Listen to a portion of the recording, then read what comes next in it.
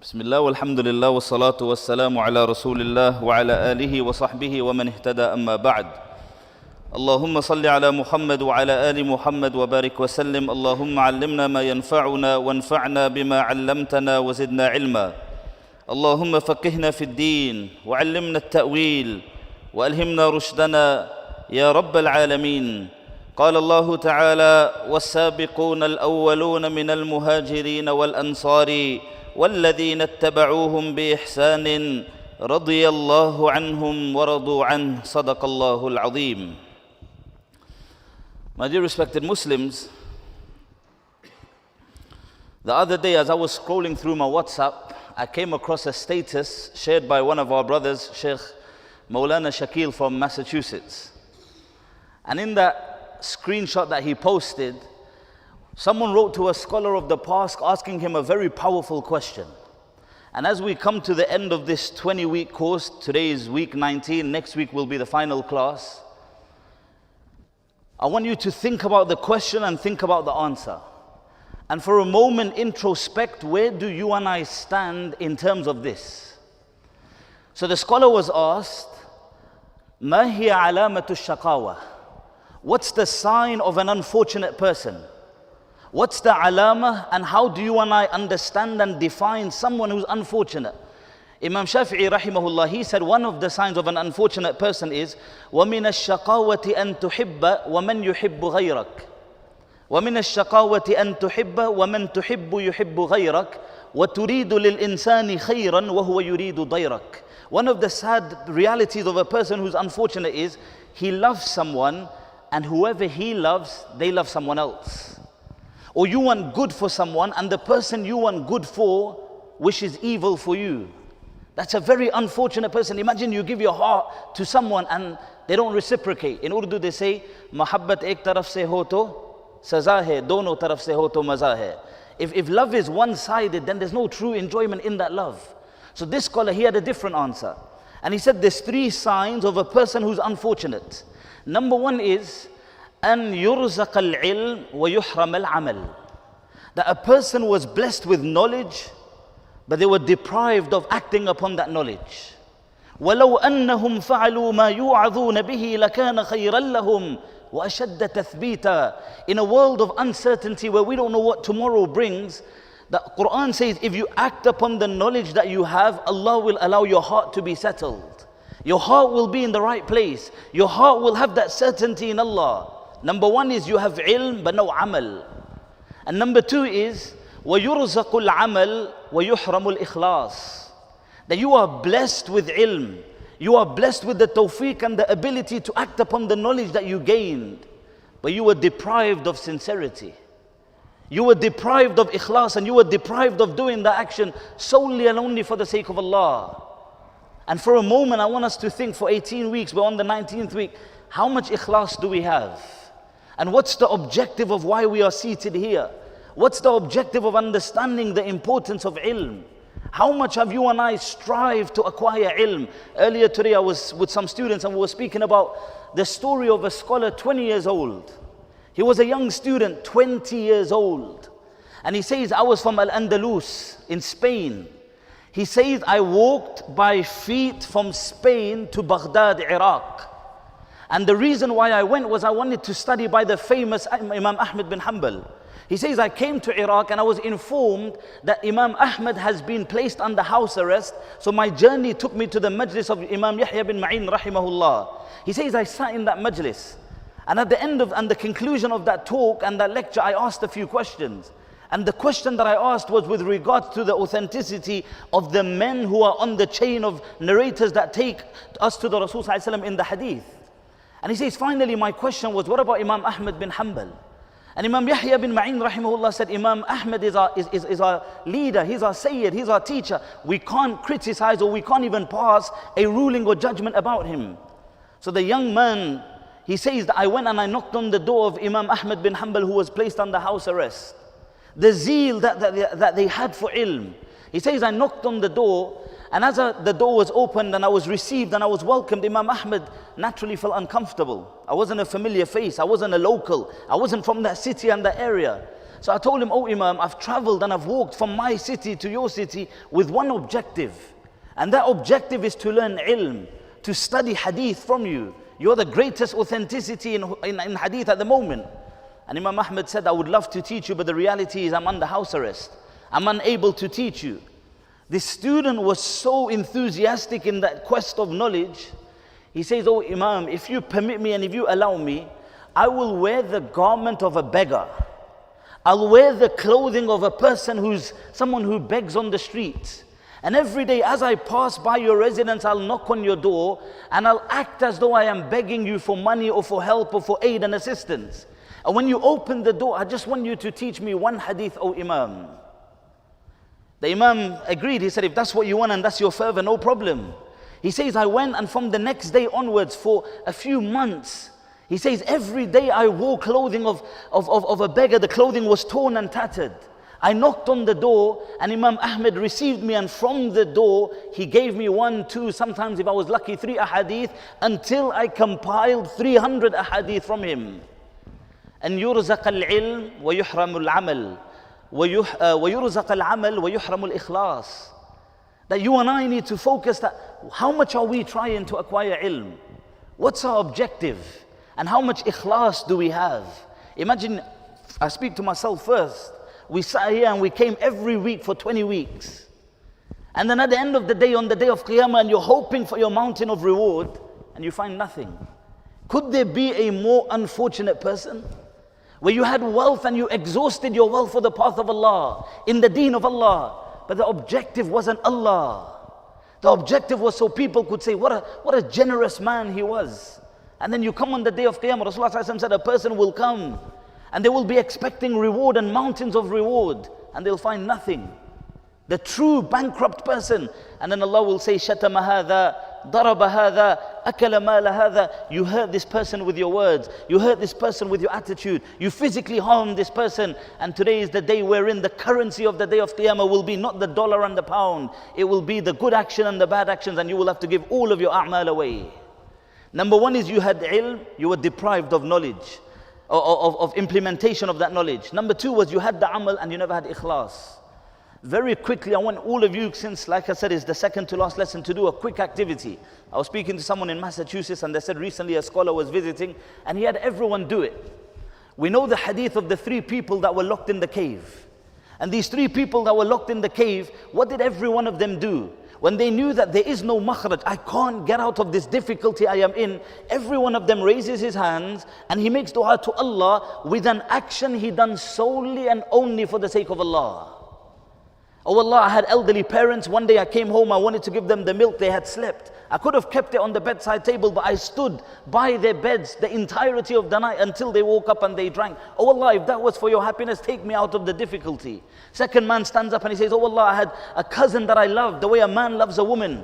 And I was about to do zina, and oh Allah, out of your fear, oh Allah, I left that zina. The third man says, oh Allah, I had an employee who worked for me. And oh Allah, he left his wage behind and I invested it. I could have put it away, I could have used it, I could have left it. I invested the entirety of it. And oh Allah, it was so prosperous and so profitable. When the man came back and he said, return to me my salary, I told him, everything you see is yours. He said, are you mocking me? He said, no, I invested your salary and everything you see is as a token and as a result of the profit from your salary, take it. Oh Allah, the man took everything. He never even left one thing. Oh Allah, if I done it for you, oh Allah, take me out of this difficulty. And the boulder moves and they exit. Every one of us, like it, dislike it, accept it, deny it, know it, be oblivious of it. We possibly, definitely have something in our lives that's a boulder. And for every person, the challenge is different. And what's that one action that you can say you have done solely and only for the sake of Allah? I want you to think about it for a minute. Take out your phone, go on your notes and type it out. Think about it for a minute.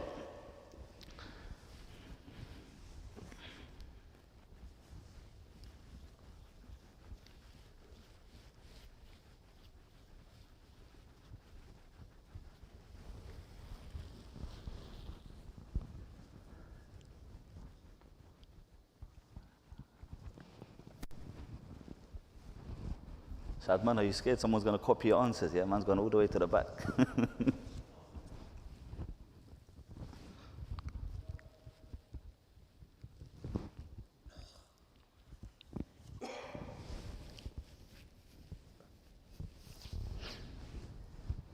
the scholar who done this, after he made, it was a youth program, the kid that told me, he said he took everyone's phones and he anonymously just read them out. And the objective was, sometimes there may be an opportunity in front of you that you see every day that could be your ticket to Jannah, but you just haven't realized. And when someone else, you read that this was their amal and this was their action, and you realize that, hold on, this could have been something I could have done every day, and I've deprived myself for so long. We won't do that, but I want you to just time to time try and add to the list and add to whatever you've written. Because that's what ikhlas is. That every one of us does whatever we do only and solely for the sake of Allah. So he said, number 2 is you do the action but you're deprived of sincerity. Number 3 is, he said, that you are blessed with the suhbah and the companionship of the salihin, our mashayikh, our seniors, our elders, our scholars, وَلَا يَحْتَرِمُهُمْ, and you don't even have the tawfiq and the capability and the capacity to respect them and love them the way you ought to. There is no more unfortunate person in the world than this person. Before we come to our guest of honor of tonight, last week we spoke about Ubay ibn Ka'b radiallahu anhu, the Qari of the Ummah. And we made a reference to Sheikh Bashir rahimahullah, a scholar from Pakistan who served in the Masjid of the Rasul sallallahu alaihi wasallam for approximately 62 years. And as we come to the end of this series, I've been thinking, what do we do next? Should we continue or discontinue? And if we do continue, do we continue Sahaba or should we do something else? And today I came across a YouTube and I watched a video, a live stream. And in East London Mosque in London, there's a scholar by the name of Sheikh Jamal. A man who I can tell you has dedicated his entire life for the khidmah and the service of Quran. His entire life for the service of the Book of Allah. And in 2017, he started a Monday night halaqah. And the halaqah wasn't a talk. The halaqah wasn't a lecture, because to be honest, we've heard a lot. And we hear a lecture every Friday. We hear a lecture every Monday. Every Wednesday there's a tafsir. Every Sunday there's a tazkiyah class. We've heard a lot. But how much have we done? How much have we implemented? So the Monday's halaqah that he began, it was called something Recital Revival. And they begin a khatmah of the Quran, and every week they read about 3/4 juz to a juz. And he shares reflections as they go through. He recites, they recite collectively, and then some individuals recite from amongst the crowd. And he says he began with a few people. Today was the 4th khatmah that he done. Monday nights, people say, you know what, brother Sheikh, hold the class on a Friday night, hold it on a Saturday night, everyone's working the next morning. I promise you, no one here, whether you're working or not, sleeps at 9 p.m. Unless there is maybe somebody who does sleep at 9 p.m. We don't sleep until 10:30, 11, let's be honest. We don't sleep till midnight sometimes, and we're busy, whatever, we're catching up on a series, we're watching on Netflix or whatever, just scrolling on your phone.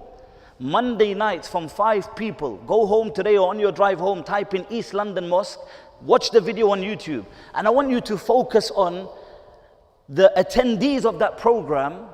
How old do you think they were? Zoom in if you have to.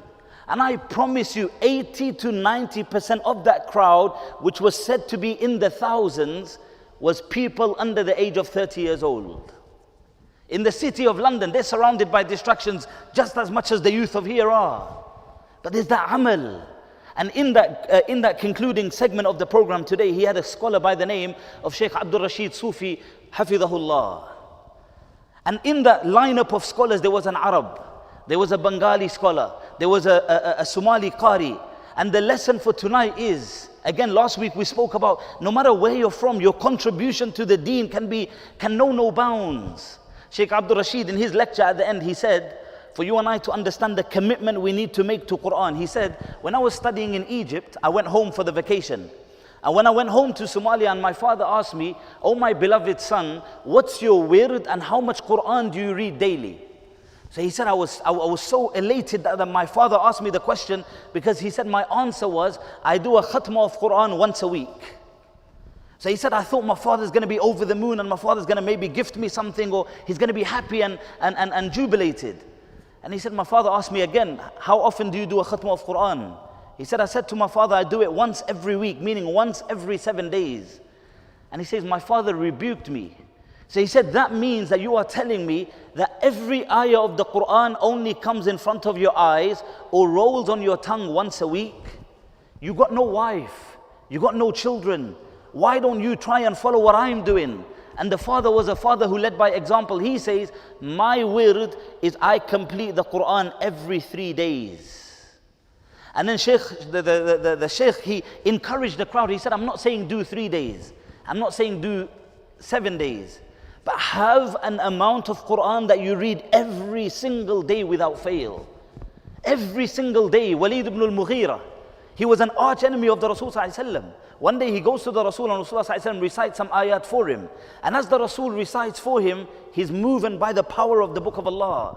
And then as he leaves the gathering, Abu Jahl one day comes to him and says, you know what, Walid, our communities began a fundraiser, they're raising funds for you. So he says, why, what happened? He says to him that we feel that you've been impacted by Muhammad and you're inclining towards his tradition. So we feel that if we give you some monetary gain, maybe you'll change your mind. Walid says, you know I'm already wealthy, I don't need your wealth. So he says, why don't you make a statement to dispel the rumor and the claims that are being made? And then Walid says, to be honest, you know I know balagha. You know I know eloquence. You know I am well versed in the Arabic language. And I promise you, whatever it is that Muhammad is saying, there's a halawa within it. There's some sweetness in Quran that only when you pick up the book of Allah and you read and you read and you read, and your day feels incomplete without reading one page or one quarter or one juz or wherever it may be, whether you understand or you don't. Of course, we make an effort to also read an ayah a day, a verse a day with translation. Read, and I promise you, your life will change. Our guest of honor of tonight is a person, again, who wasn't understood in the community of the Rasul as being an Arab. He was an Arab, but he was a companion who taught you and I that you don't have to speak Arabic fluently to become a leader of the Ummah. He was a person who was born in the Arab lands, and he was none other than Suhayb bin Sinan bin Malik al-Rumi radiyallahu ta'ala an. What a man he was. What a legacy he left. He says, I was born in the Arabian Peninsula. But then he says, then my father gained a post as a governor of the Persian lands.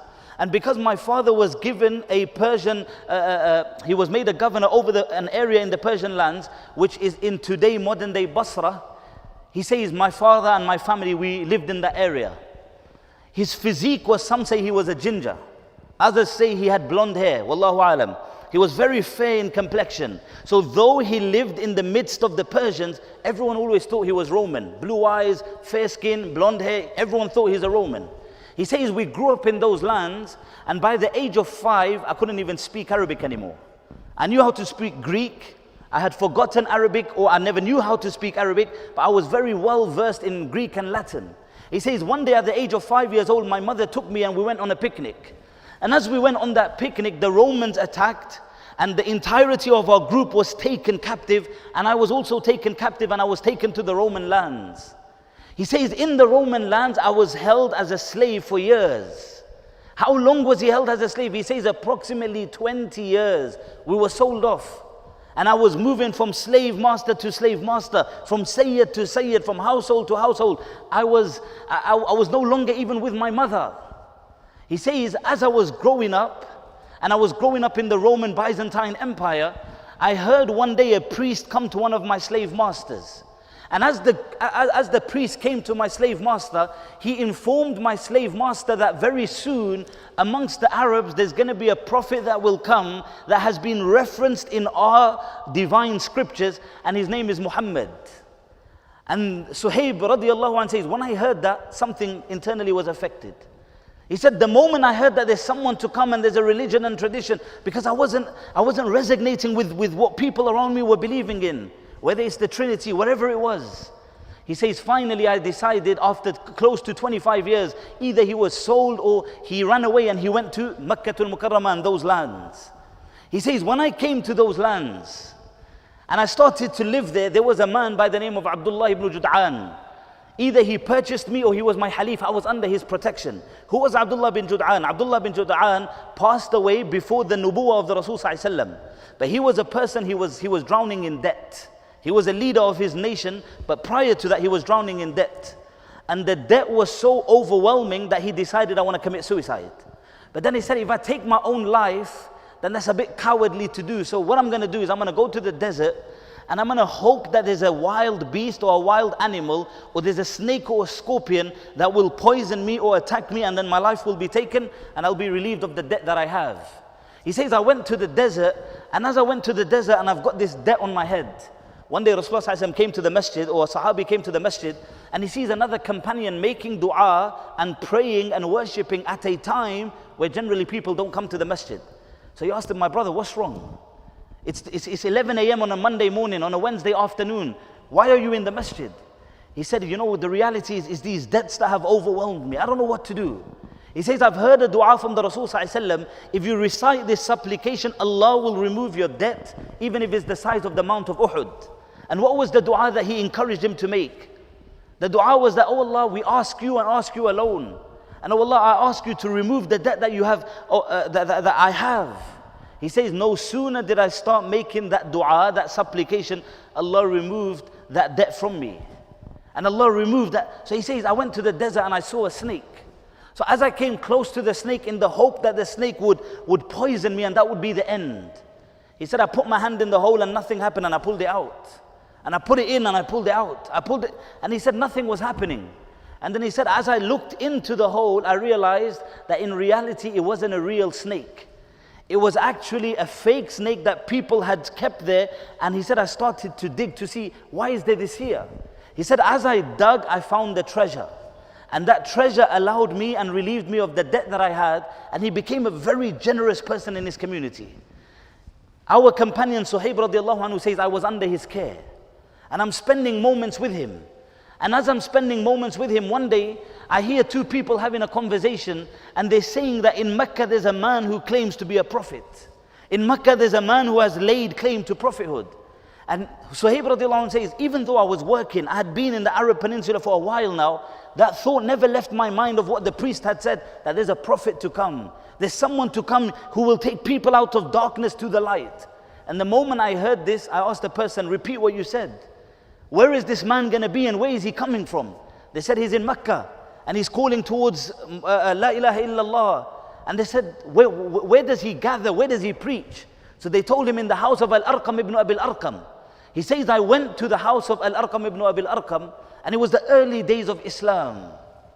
The early days of Islam, there was no Umar. The early days of Islam, there wasn't many of those, Abu Sufyan, there wasn't these great companions. There was the likes of Bilal radiallahu anhu. There was the likes of Ammar bin Yasir radiallahu anhu, who when the Quraysh came to the Rasul sallallahu alaihi wasallam, they would say to the Rasul that we want to speak to you, but the people that you have around you are the low of our society. If you want us to listen to you, get rid of them and we'll be happy to listen. And the ayat were revealed that, oh Muhammad sallallahu alaihi wasallam, these people, yes, they may be looked down upon in society. People may not respect them and love them, but their maqam by Allah knows no bounds. It's just about what's your aspiration. The other day, maybe 2-3 weeks ago, I referenced brother Khalid, right? I mentioned him, accepted Islam, August of this year? August of this year, I gave a talk in Masjid Bir a month ago. And after the talk, he came to me and he said, I want to inspire people. I've been on a journey and Allah's taken him on his journey of life. He said, now that I've accepted Islam, I want to inspire people. And maybe I shouldn't say it in front of his face, but when we had the Seerah conference and Sheikh Asim was here, and as I was exiting, he met Sheikh Asim, he embraced him and he broke down in tears. Probably more affected and impacted by what all the speakers said that day more than anyone else. It's not about when you accepted Islam. It's not about how you accepted Islam. It's about what do you want to do now that you are a Muslim. Suhayb al-Rumi radiallahu ta'ala anhu told you another, they were the lowest of the low. So he says, I came to the house of al-Arqam, and as I go there, I come across someone else. I ask him, who are you? It's Ammar bin Yasir. Why? Ammar bin Yasir asked Suhayb, why are you here? The environment in Mecca was so delicate, no one disclosed their interest in Islam because you would be taken captive. So he says, I responded to Ammar bin Yasir, forget me, why are you here? Why do you want to know what I'm doing? Why are you here? So then they both trust one another and they say, we're here to listen to the message of Muhammad. He says, that's exactly why I'm here. Let's go. They knock on the door, they are received and they sit. The Rasul ﷺ introduces them to Islam. The Rasul ﷺ invites them towards La ilaha illallah Muhammadur Rasulullah, and Suhayb al-Rumi radiallahu ta'ala and says, me and Ammar bin Yasir, we accepted Islam on the dot. In that moment we said, Ashhadu an la ilaha illallah wa ashhadu anna Muhammadan Rasulullah. And he said, up until that point, I had become a very affluent businessman. I was in the middle of this place where everyone asked me and referred to me as Suhayb al-Rumi. They referred to me as a Roman. I had no tribe to defend me. I had no community to support me. But I knew that if I have Allah, I have everything. If I have my Allah, I have everything. So he says, I accepted Islam, and then as I was leaving, Ammar bin Yasir radiallahu anhu and myself, we left. And that's when the torment began. That's when Bilal radiallahu anhu was tormented. That's when Ammar bin Yasir was tormented. That's when Suhayb radiallahu anhu says, I was subjected to the worst of torments. And I was subjected to punishments. And he said, I had no one to defend me. Anyone who wanted to take me and abuse me and torture me, they could do so. There was no one. Abdullah, who was protecting him, had passed on. He had died. He was no longer there to support me. I was all alone. But as we've proven time and time again through the stories of different companions, by the qasam of Allah, if you have Allah, you have everything. If you have Allah, you have everything. And if you don't have Allah, you can have everything, but you have nothing. He says, my journey began, and I was tormented, and I was tortured, and I was punished, and I was a wealthy man. The time came for the Rasul ﷺ to migrate from Mecca to Medina. He says, as the Rasul was preparing to migrate, I came to the Rasul and I said, Ya Rasulullah, I want to come with you and Abu Bakr. I want to go to Medina with you. I want to be with you, Ya Rasulullah. I was supposed to have been the third of the three who migrated, but once the Quraysh got wind of the fact that Suhayb is going to go, they shackled me and they locked me up in a dungeon. The Rasul ﷺ and Abu Bakr radiallahu anhu went to Medina. He says, days and nights passed. I was shackled. There was no way for me to migrate. I never knew what to do. How do I go? How do I leave? What do I say?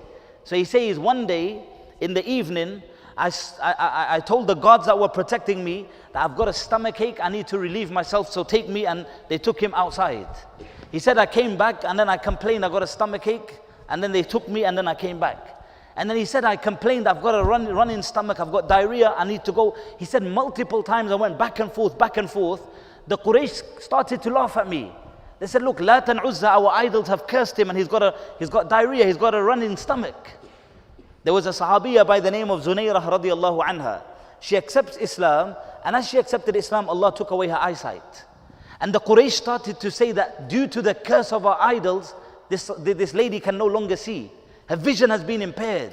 So Zunayrah radiallahu anha, she says, I raised my hands and I said, Ya Allah, these disbelievers are saying the reason for the loss of my sight is because I have forsaken their religion. Oh Allah, please restore my eyesight only so I can prove their claim to be invalid and a lie. They said, Lat and Uzza have cursed him. Look, he's got diarrhea. He said, after going so many times, one time they took me and then they went back to sleep. And he said, I made a run for Madinatul Munawwarah. He said, as I ran and I tried to escape, one of them must have woken up and they started to search for me. And as they searched for me, I was on an elevated place. And they found me and they surrounded me. A Sahabi who says, I had no one. Yes, I had the Sahaba, but the Sahaba were weak. There was no one. He says, as I was surrounded by multiple people, I took out my arrow. And I had a quiver with multiple arrows. Some narrations say 100. He says, as I took out the arrow from the quiver, I told them, Inni armakum. O Quraysh, you know how accurate I am when I release an arrow. And I promise you by the qasam of Allah, if you come to attack me, I will take one of you out with each arrow that I take out from my quiver.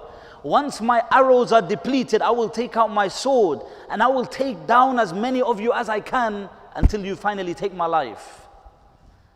They said, no, Suhayb, you came here as a nobody. You made your money here. You made your wealth here. You built your empire here. We're not going to let you leave. So Suhayb says to them, if this is about money, if this is about wealth, then I will tell you where I have buried my treasure. I will tell you the precise location of where I have hid the entirety of my lifetime belongings, my lifetime savings, on the condition that you let me fulfill this migration from Mecca to Medina. On the condition that you let me go to my Habib sallallahu alayhi wasallam. He says, finally they agreed. And as they agreed, he informed them of the precise location of where his wealth and the treasure was kept. If that was you and I, would we say the truth? Would we be honest? We're not honest even when there's no pressure. We're not candid and transparent even when there is no pressure. He says, I told them the reality of where it was. And he said, they allowed me to go to Mecca to Madinatul Munawwarah. He says, as I came, he traveled by foot. He traveled, he was disheveled, he was dirty. He says, as I came close to Quba and the Rasul ﷺ saw me, the Rasul ﷺ said, Rabiha, Rabiha, ya Aba Yahya. O Abu Yahya, you have been profitable in the transaction that you made. And then Suhayb al-Rumi radiallahu anhu says that, Ya Rasulullah, how do you know? Ya Rasulullah, it was just me and the Quraysh, there was no one there. It wasn't an era of WhatsApp and these. Yeah, how? Rasulullah said, Jibreel informed me of the transaction that you made with Allah. وَمِنَ النَّاسِ مَنْ يَشْرِي نَفْسَهُ بِابْتِغَاءَ مَرْضَاتِ اللَّهِ. An ayah was revealed after this incident to the Rasul ﷺ because of the selfless attitude of Suhayb al-Rumi radiallahu anhu. And the ayah was revealed to the Rasul ﷺ that they are those people who will sell, who will give up, who will compromise everything that they have, seeking the happiness of Allah and Allah alone. He says, Ya Rasulullah, I gave everything. But Ya Rasulullah, for me to be with you was what was important. And then he's been traveling and there's some food in front of him. His eyes, one of his eyes was swollen. And as he's eating, one of the Sahaba made a comment that he's eating like he ain't eaten for days. He's been traveling. And then the Rasul ﷺ said, Oh Abu Yahya, oh Suhayb, you know this fruit and the tamar that you're eating, generally every type of fruit, some people say, you know what, this fruit has, in Urdu they say, garmi zyada hai isme, this is cold or whatever it may be. So he said, oh Suhayb, you know what, your eye is swollen, one of his eyes was swollen, it may affect your eye. So then he joked and he looked at the Rasul and said, Ya Rasulullah, don't worry, I'm not eating with this eye, I'm focusing on this eye at the moment. Let me just eat, I'm hungry. And he ate the meal. But the sacrifice that Suhayb al-Rumi radiallahu anhu says I had to give. He says that Makkah was so difficult. And then Medina, I participated in every battle with the Rasul sallallahu alaihi wasallam. There wasn't a battle that Suhayb al-Rumi radiallahu ta'ala an, he missed. Every battle he was there with the Rasul. He says towards the end of the life of the Rasul sallallahu alaihi wasallam, I was always with him. And then we buried the Rasul sallallahu alaihi wasallam, the Rasul passed on. But Suhayb and Umar radiallahu anh had a very unique friendship. And that shows you that Islam came to eradicate any form of racism in the tradition. Because Umar was from a very high lineage. Umar radiallahu anh was from the elite of society. And Suhayb was a nobody. Suhayb was a nobody in the community, but Iman elevated him. We said Bilal radiallahu anh, there was a time when people would put their feet on his chest. And Allah took him to the top of the Kaaba. What elevation. What maqam. The way Allah helped him and aided him. So Suhayb al-Rumi radiallahu anh says, me and Umar were close. And one day Umar started to, he was mocking me. He was joking with me. He said, oh Suhayb, I love you and I care for you, but there's 3 things about you that I don't like. So he said, what are those 3 things? And that's how Sahaba were. They were candid. Today, even if we don't like someone, we act like we like them. Or if we see a weakness in someone, we're scared to address it in them, perhaps because of their insecurities. And as a consequence, society is suffering. We were supposed to have been comfortable enough with our friends and those close to us correcting us when we do something wrong. So Umar radiallahu anhu says, oh Suhayb, you know the reality is you call yourself Abu Yahya, but you don't even have a son by the name of Yahya. Oh Suhayb, you claim to be Roman, everyone calls you Rumi, but you're not even Roman. And he said a third thing, I can't remember it. So then he says, you know what, Abu Yahya was a kunniyah and a nickname that was given to me by Rasulullah sallallahu alaihi wasallam. I wouldn't trade it for the world. There's nothing I love more than the fact that my Rasul called me Abu Yahya.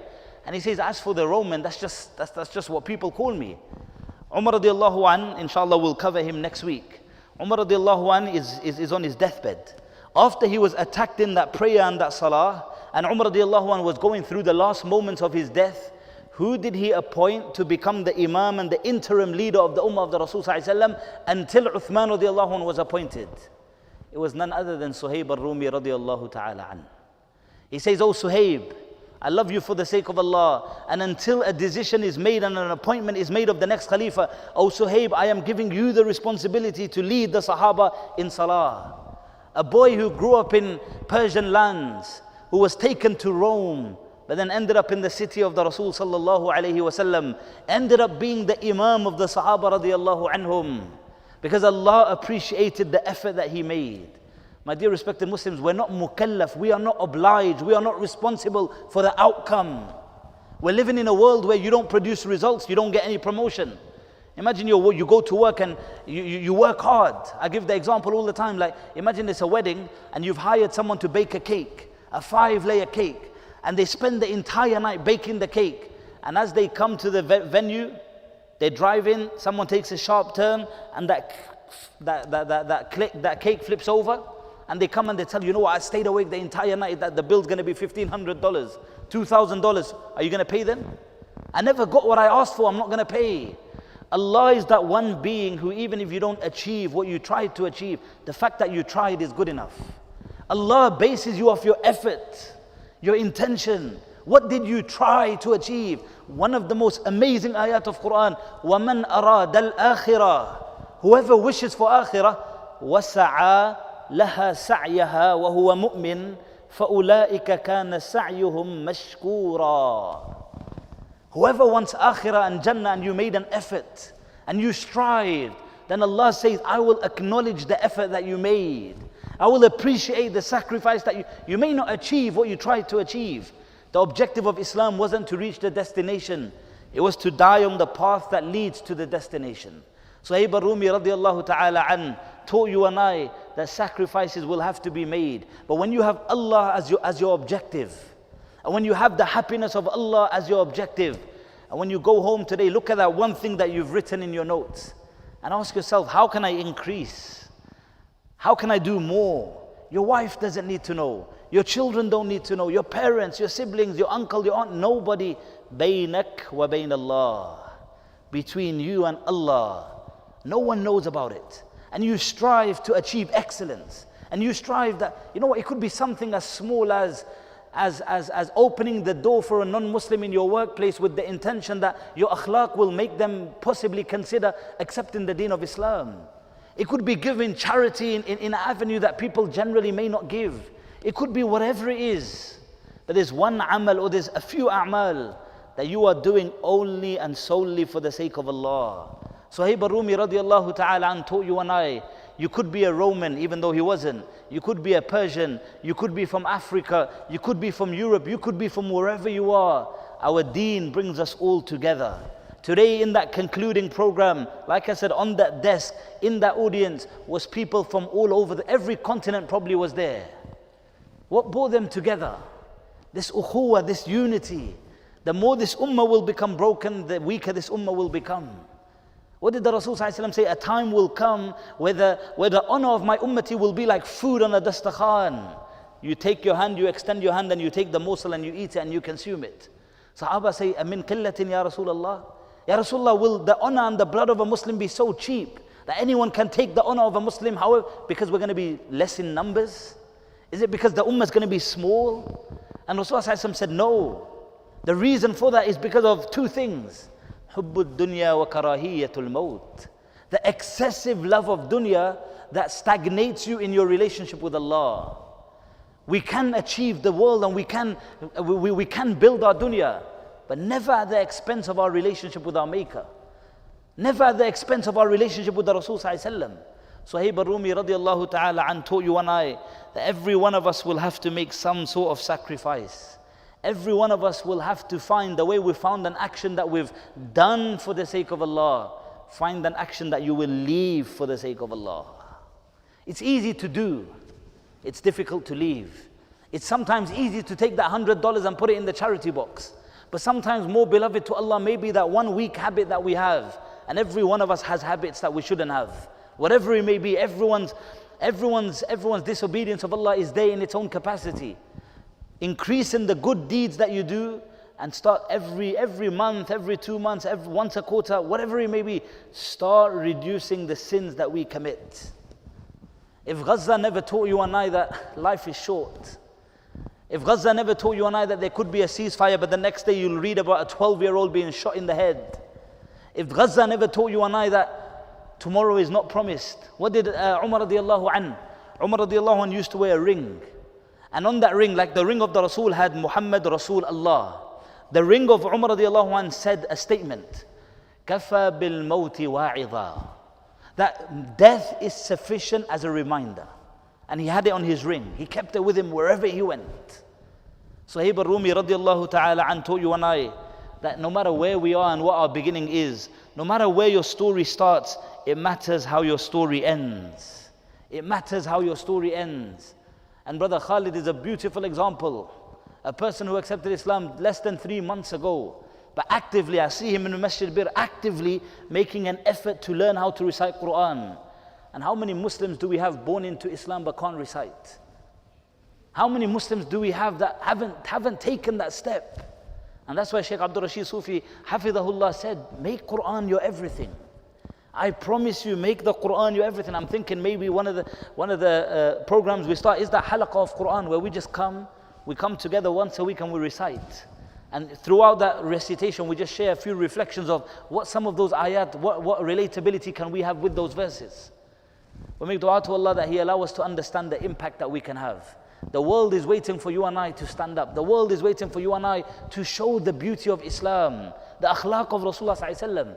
If you've been working in your workplace for years and none of your non-Muslim colleagues haven't considered Islam, then possibly you're lacking in your propagation of the faith. And it doesn't have to be a debate or a lecture or a conversation. It's something as small as opening the door for someone. It's just courtesy. We're living in a world where there is no adab anymore. There is no common courtesy. Everyone's in a rush. No one's got time for anyone. No one can give an attentive ear to anyone. But Rasulullah ﷺ taught you and I, in the midst of that chaotic world, be that person who brings peace wherever they go. Be that person who brings tranquility whichever room they enter. Be that person who, when you enter that room, sakina envelops that room. Suhayb al-Rumi radiallahu ta'ala an went from the Persian lands to the Roman lands, and then from there he was in the city of the Rasul sallallahu alaihi wasallam. We make dua to Allah that He allow us to be inspired by these stories. He allow us to change this knowledge and this information that we have, and He allow us to bring it alive within our lives in whichever capacity we can. No one is saying tomorrow you start picking up the book of Quran and reading 5 juz a day. But yes, we can read for 5 minutes a day. No one's saying tomorrow you do a dhikr of Allah, la ilaha illallah 1,000 times. But we can do it 10 times. We can say subhanallah. We can, after our salawat, do these things. And Allah has hidden Jannah in certain actions, we don't know which ones, to facilitate the acquisition of Jannah for us. We make dua to Allah that He allow us to be inspired by their stories and their legacies, and He allow us to leave our own legacies. Wa akhiru da'wana anil hamdulillahi rabbil alameen.